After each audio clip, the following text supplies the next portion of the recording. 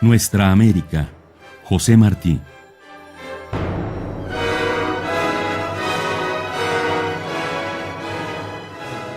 Cree el aldeano vanidoso que el mundo entero es su aldea, y con tal que él quede de alcalde, o le mortifique al rival que le quitó la novia, o le crezcan en la alcancía los ahorros, ya da por bueno el orden universal, sin saber de los gigantes que llevan 7 leguas en las botas y le pueden poner la bota encima, ni de la pelea de los cometas en el cielo que van por el aire dormidos engullendo mundos.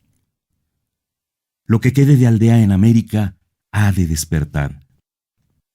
Estos tiempos no son para acostarse con el pañuelo en la cabeza, sino con las armas en la almohada. Como los varones de Juan de Castellanos, las armas del juicio que vencen a las otras. Trincheras de ideas valen más que trincheras de piedra. No hay proa que taje una nube de ideas. Una idea enérgica, flameada a tiempo ante el mundo, para, como la bandera mística del juicio final, a un escuadrón de acorazados.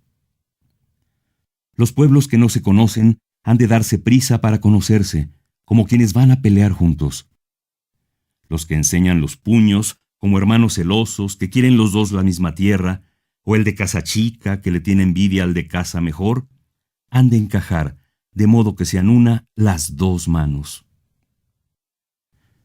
Los que al amparo de una tradición criminal cercenaron con el sable tinto en la sangre de sus mismas venas la tierra del hermano vencido, del hermano castigado más allá de sus culpas, si no quieren que les llame el pueblo ladrones, devuélvanle sus tierras al hermano. Las deudas del honor no las cobra el honrado en dinero, a tanto por la bofetada. Ya no podemos ser el pueblo de hojas que vive en el aire con la copa cargada de flor, restallando o zumbando según la acaricie el capricho de la luz o la tunda nital en las tempestades. Los árboles se han de poner en fila para que no pase el gigante de las 7 leguas. Es la hora del recuento y de la marcha unida, y hemos de andar en cuadro apretado como la plata en las raíces de los Andes. A los 7 mecinos solo les faltará el valor. Los que no tienen fe en su tierra son hombres de 7 meses. Porque les falta el valor a ellos, se lo niegan a los demás.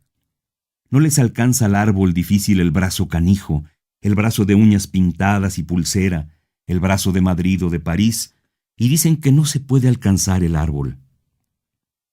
Hay que cargar los barcos de esos insectos dañinos que le roen el hueso a la patria que los nutre. Si son parisienses o madrileños, vayan al Prado de faroles o vayan a Tortoni de sorbetes. Estos hijos de carpintero que se avergüenzan de que su padre sea carpintero. Estos nacidos en América que se avergüenzan porque llevan delantal indio de la madre que los crió y reniegan, bribones, de la madre enferma y la dejan sola en el lecho de las enfermedades. Pues, ¿quién es el hombre? ¿El que se queda con la madre a curarle la enfermedad? ¿O el que la pone a trabajar donde no la vean y vive de su sustento en las tierras podridas con el gusano de corbata, maldiciendo del seno que lo cargó, paseando el letrero de traidor en la espalda de la casaca de papel? Estos hijos de nuestra América, que ha de salvarse con sus indios y va de menos a más. Estos desertores que piden fusil en los ejércitos de la América del Norte, que ahoga en sangre a sus indios y va de más a menos. Estos delicados que son hombres y no quieren hacer el trabajo de hombres, pues el Washington que les hizo esta tierra se fue a vivir con los ingleses, en los años en que los veía venir contra su tierra propia. Estos increíbles del honor que lo arrastran por el suelo extranjero, como los increíbles de la Revolución Francesa, danzando y relamiéndose, arrastraban las herres. Ni en qué patria puede tener un hombre más orgullo que nuestras repúblicas dolorosas de América, levantadas entre las masas mudas de indios, al ruido de pelea del libro con el cirial, sobre los brazos sangrientos de un centenar de apóstoles. De factores tan descompuestos jamás, en menos tiempo histórico, se han creado naciones tan adelantadas y compactas. Cree el soberbio que la tierra fue hecha para servirle de pedestal, porque tiene la pluma fácil o la palabra de colores, y acusa de incapaz e irremediable a su república nativa, porque no le dan sus selvas nuevas modo continuo de ir por el mundo de gamonal famoso, guiando jacas de Persia y derramando champaña. La incapacidad no está en el país naciente, que pide formas que se le acomoden y grandeza útil, sino en los que quieren regir pueblos originales, de composición singular y violenta, con leyes heredadas de 4 siglos de práctica libre en los Estados Unidos, de 19 siglos de monarquía en Francia. Con un decreto de Hamilton no se le para la pechada al potro del llanero. Con una frase de Sieyès no se desestanca la sangre cuajada de la raza india. A lo que es, allí donde se gobierna, hay que atender para gobernar bien. Y el buen gobernante en América no es el que sabe cómo se gobierna el alemán o el francés, sino el que sabe con qué elementos está hecho su país y cómo puede ir guiándolos en junto para llegar, por métodos e instituciones nacidas del país mismo, a aquel estado apetecible donde cada hombre se conoce y ejerce, y disfrutan todos de la abundancia que la naturaleza puso para todos en el pueblo, que fecundan con su trabajo y defienden con sus vidas. El gobierno ha de nacer del país. El espíritu del gobierno ha de ser el del país. La forma de gobierno ha de avenirse a la constitución propia del país. El gobierno no es más que el equilibrio de los elementos naturales del país. Por eso el libro importado ha sido vencido en América por el hombre natural. Los hombres naturales han vencido a los letrados artificiales. El mestizo autóctono ha vencido al criollo exótico. No hay batalla entre la civilización y la barbarie, sino entre la falsa erudición y la naturaleza. El hombre natural es bueno, y acata y premia la inteligencia superior, mientras ésta no se vale de su sumisión para dañarle o le ofende prescindiendo de él, que es cosa que no perdona el hombre natural, dispuesto a recobrar por la fuerza el respeto de quien le hiere la susceptibilidad o le perjudica el interés. Por esta conformidad con los elementos naturales desdeñados, han subido los tiranos de América al poder, y han caído en cuanto les hicieron traición. Las repúblicas han purgado en las tiranías su incapacidad para conocer los elementos verdaderos del país, derivar de ellos la forma de gobierno y gobernar con ellos. Gobernante, en un pueblo nuevo, quiere decir creador. En pueblos compuestos de elementos cultos e incultos, los incultos gobernarán, por su hábito de agredir y resolver las dudas con su mano, allí donde los cultos no aprendan el arte del gobierno. La masa inculta es perezosa y tímida en las cosas de la inteligencia, y quiere que la gobiernen bien. Pero si el gobierno le lastima, se lo sacude y gobierna ella. ¿Cómo han de salir de las universidades los gobernantes si no hay universidad en América donde se enseñe lo rudimentario del arte del gobierno, que es el análisis de los elementos peculiares de los pueblos de América? A adivinar salen los jóvenes al mundo con antiparras yanquis o francesas y aspiran a dirigir un pueblo que no conocen. En la carrera de la política habría de negarse la entrada a los que desconocen los rudimentos de la política. El premio de los certámenes no ha de ser para la mejor oda, sino para el mejor estudio de los factores del país en que se vive. En el periódico, en la cátedra, en la academia, debe llevarse adelante el estudio de los factores reales del país. Conocerlos basta, sin vendas ni ambajes, porque el que pone de lado por voluntad u olvido una parte de la verdad, cae a la larga por la verdad que le faltó, que crece en la negligencia y derriba lo que se levanta sin ella. Resolver el problema después de conocer sus elementos es más fácil que resolver el problema sin conocerlos. Viene el hombre natural, indignado y fuerte, y derriba la justicia acumulada de los libros, porque no se administra en acuerdos con las necesidades patentes del país. Conocer es resolver. Conocer el país y gobernarlo conforme al conocimiento es el único modo de librarlo de tiranías. La Universidad Europea ha de ceder a la Universidad Americana. La historia de América, de los incas acá, ha de enseñarse al dedillo, aunque no se enseñe la de los arcontes de Grecia. Nuestra Grecia es preferible a la Grecia que no es nuestra. Nos es más necesaria. Los políticos nacionales han de reemplazar a los políticos exóticos. Injertes en nuestras repúblicas el mundo, pero el tronco ha de ser el de nuestras repúblicas. Y calle el pedante vencido, que no hay patria en que pueda tener el hombre más orgullo que nuestras dolorosas repúblicas americanas. Con los pies en el rosario, la cabeza blanca y el cuerpo pinto de indio y criollo, venimos, denodados, al mundo de las naciones.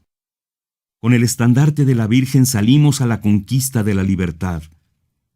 Un cura, unos cuantos tenientes y una mujer alzan en México la república en hombros de los indios. Un canónigo español, a la sombra de su capa, instruye la libertad francesa a unos cuantos bachilleres magníficos que ponen de jefe de Centroamérica contra España al general de España. Con los hábitos monárquicos y el sol por pecho, se echaron a levantar pueblos los venezolanos por el norte y los argentinos por el sur.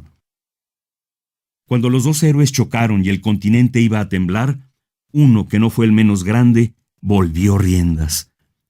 Y como el heroísmo en la paz es más escaso, porque es menos glorioso que el de la guerra, como al hombre le es más fácil morir con honra que pensar con orden, como gobernar con los sentimientos exaltados y unánimes es más hacedero que dirigir, después de la pelea, los pensamientos diversos, arrogantes, exóticos o ambiciosos, como los poderes arrollados en la arremetida épica zapaban, con la cautela felina de la especie y el peso de lo real, el edificio que habían izado, en las comarcas burdas y singulares de nuestra América mestiza, en los pueblos de pierna desnuda y casaca de París, la bandera de los pueblos nutridos de savia gobernante, en la práctica continua de la razón y de la libertad, como la constitución jerárquica de las colonias resistía la organización democrática de la república, o las capitales de corbatín dejaban en el zaguán al campo de bota y potro, o los redentores bibliógenos no entendieron que la revolución que triunfó con el alma de la tierra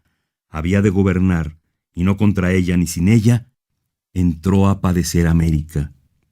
Y padece de la fatiga de acomodación entre los elementos discordantes y hostiles que heredó de un colonizador despótico y avieso, y las ideas y formas importadas que han venido retardando por su falta de realidad local el gobierno lógico.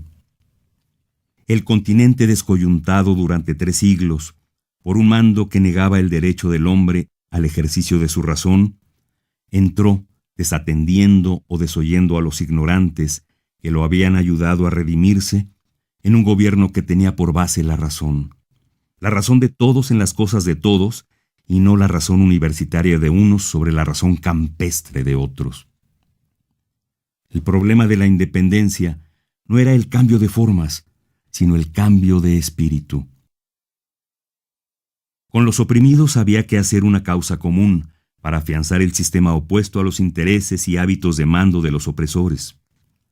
El tigre, espantado del fogonazo, vuelve de noche al lugar de la presa. Muere echando llamas por los ojos y con las zarpas al aire. No se le oye venir, sino que viene con zarpas de terciopelo. Cuando la presa despierta, tiene al tigre encima. La colonia continuó viviendo en la República, y nuestra América se está salvando de sus grandes hierros, de la soberbia de las ciudades capitales, del triunfo ciego de los campesinos desdeñados, de la importación excesiva de las ideas y fórmulas ajenas, del desdén inicuo e impolítico de la raza aborigen, por la virtud superior, abonada con sangre necesaria, de la república que lucha contra la colonia. El tigre espera, detrás de cada árbol, acurrucado en cada esquina. Morirá con las zarpas al aire, echando llamas por los ojos. Pero estos países se salvarán, como anunció Rivadavia el argentino, el que pecó de finura en tiempos crudos. Al machete no le va vaina de seda, ni el país que se ganó con lanzón se puede echar el lanzón atrás, porque se enoja y se pone en la puerta del Congreso de Iturbide a que le hagan emperador al rubio. Estos países se salvarán porque con el genio de la moderación que parece imperar, por la armonía serena de la naturaleza en el continente de la luz y por el influjo de la lectura crítica que ha sucedido en Europa a la lectura de Tanteo y Falansterio en que se empapó la generación anterior, le están haciendo a América, en estos tiempos reales, el hombre real. Éramos una visión con el pecho de atleta, las manos de petimetre y la frente de niño. Éramos una máscara, con los calzones de Inglaterra, el chaleco parisiense, el chaquetón de Norteamérica y la montera de España. El indio mudo nos daba vueltas alrededor y se iba al monte, a la cumbre del monte, a bautizar a sus hijos. El negro, oteado, cantaba en la noche la música de su corazón, solo y desconocido, entre las olas y las fieras. El campesino, el creador, se revolvía ciego de indignación contra la ciudad desdeñosa, contra su criatura. Éramos charreteras y togas, en países que venían al mundo con la alpargata en los pies y la vincha en la cabeza. El genio hubiera estado en hermanar, con la caridad del corazón y con el atrevimiento de los fundadores, la vincha y la toga, en desestancar al indio, en ir haciendo lado al negro suficiente, en ajustar la libertad al cuerpo de los que se alzaron y vencieron por ella. Nos quedó el oidor y el general, y el letrado y el prebendado. La juventud angélica, como de los brazos de un pulpo, echaba al cielo para caer con gloria estéril la cabeza coronada de nubes. El pueblo natural, con el empuje del instinto, arrollaba, ciego de triunfo, los bastones de oro.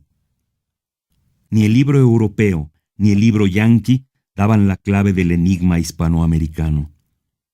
Se probó el odio y los países venían cada año a menos. Cansados del odio inútil de la resistencia del libro contra la lanza, de la razón contra el cirial, de la ciudad contra el campo, del imperio imposible de las castas urbanas divididas sobre la nación natural, tempestuosa e inerte, se empieza, como sin saberlo, a probar el amor. Se ponen en pie los pueblos y se saludan. ¿Cómo somos?, se preguntan, y unos a otros se van diciendo cómo son. Cuando aparece en Cojimar un problema, no van a buscar la solución a Danzig. Las levitas son todavía de Francia, pero el pensamiento empieza a ser de América. Los jóvenes de América se ponen la camisa al codo, hunden las manos en la masa y la levantan con la levadura del sudor. Entienden que se imita demasiado y que la salvación está en crear. Crear es la palabra de pase de esta generación. El vino de plátano, y si sale agrio es nuestro vino. Se entiende que las formas de gobierno de un país han de acomodarse a sus elementos naturales, que las ideas absolutas, para no caer por un hierro de forma, han de ponerse en formas relativas, que la libertad, para ser viable, tiene que ser sincera y plena, que si la república no abre los brazos a todos y adelanta con todos, muere la república. El tigre de adentro se echa por la endija y el tigre de afuera. El general sujeta en la marcha la caballería al paso de los infantes. O si deja a la zaga los infantes, le envuelve el enemigo la caballería. Estrategia es política. Los pueblos han de vivir criticándose porque la crítica es la salud, pero con un solo pecho y una sola mente. Bajarse hasta los infelices y alzarlos en los brazos. Con el fuego del corazón, deshelar la América coagulada. Echar, bullendo y rebotando por las venas, la sangre natural del país. En pie, con los ojos alegres de los trabajadores, se saludan de un pueblo a otro los hombres nuevos americanos. Surgen los estadistas naturales del estudio directo de la naturaleza. Leen para aplicar, pero no para copiar. Los economistas estudian la dificultad en sus orígenes. Los oradores empiezan a ser sobrios. Los dramaturgos traen los caracteres nativos a la escena, Las academias discuten temas viables. La poesía se corta la melena zorrillesca y cuelga del árbol glorioso el chaleco colorado. La prosa, centelleante y cernida, va cargada de idea. Los gobernadores en las repúblicas de indios aprenden indio. De todos sus peligros se va salvando América. Sobre algunas repúblicas está durmiendo el pulpo. Otras, por la ley del equilibrio, se echan a pie a la mar a recobrar con prisa loca y sublime los siglos perdidos. Otras, olvidando que Juárez paseaba en un coche de mulas, ponen coche de viento y de cochero a una pompa de jabón. El lujo venenoso, enemigo de la libertad, pudre al hombre liviano y abre la puerta al extranjero. Otras acendran con el espíritu épico de la independencia amenazada el carácter viril. Otras crían en la guerra rapaz contra el vecino la soldadesca que puede devorarlas. Pero otro peligro corre acaso nuestra América que no le viene de sí, sino de la diferencia de orígenes, métodos e intereses entre los dos factores continentales, y es la hora próxima en que se le acerque, demandando relaciones íntimas, un pueblo emprendedor y pujante que la desconoce y la desdeña. Y como los pueblos viriles que se han hecho de sí propios con la escopeta y la ley, aman y solo aman a los pueblos viriles, como la hora del desenfreno y la ambición, de que acaso se libre por el predominio de lo más puro de su sangre, la América del Norte, o en que pudieran lanzarla sus masas vengativas y sórdidas, la tradición de conquista y el interés de un caudillo hábil, no está tan cercana aún a los ojos del más espantadizo, que no dé tiempo a la prueba de altivez, continua y discreta, con que se la pudiera encarar y desviarla. Como su decoro de república pone a la América del Norte, ante los pueblos atentos del universo, un freno que no le ha de quitar la provocación pueril, o la arrogancia ostentosa, o la discordia parricida de nuestra América, el deber urgente de nuestra América es enseñarse como es, una en alma e intento, vencedora veloz de un pasado sofocante, manchada solo con sangre de abono que arranca a las manos la pelea con las ruinas y la de las venas que nos dejaron picadas nuestros dueños. El desdén del vecino formidable que no la conoce es el peligro mayor de nuestra América. Y urge, porque el día de la visita está próximo, que el vecino la conozca pronto para que no la desdeñe. Por el respeto, luego que la conociese, sacaría de ella las manos. Se ha de tener fe en lo mejor del hombre y desconfiar de lo peor de él. Hay que dar ocasión a lo mejor para que se revele y prevalezca sobre lo peor, si no, lo peor prevalece. Los pueblos han de tener una picota para quien les azuza a odios inútiles y otra para quien no les dice a tiempo la verdad. No hay odio de razas porque no hay razas.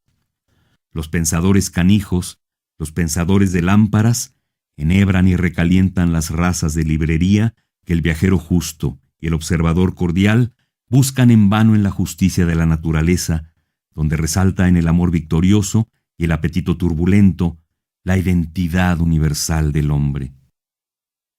El alma emana, igual y eterna, de los cuerpos diversos en forma y en color. Peca contra la humanidad el que fomente y propague la oposición y el odio de las razas.